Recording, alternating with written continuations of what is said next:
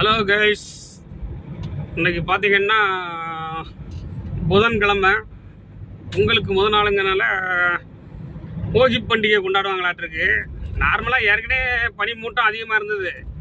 இவங்க அந்த போகி கொண்டாடுறதுனால அங்கங்கே போட்டு தீயை வச்சு எரித்து புகையை உண்டு பண்ணி ரோட்டில் பாருங்கள், கரெக்டாக ஒரு 100 மீட்டருக்கு அந்த பக்கம் எந்த வண்டியுமே தெரியல.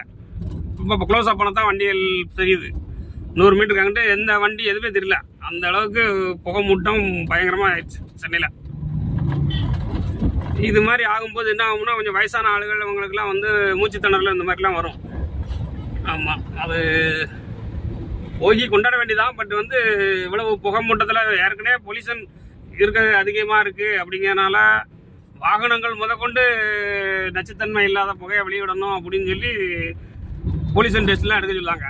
ஆனால் போகி பண்டிகைங்க பேரில் இங்கே பாருங்கள் என்ன புகைன்னு பாருங்கள். இருக்க ஒரு நிமிஷம் பாருங்கடா, எந்த ஏரியானே தெரியல.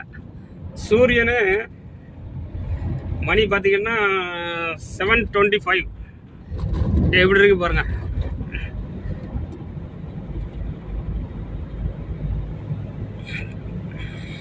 பா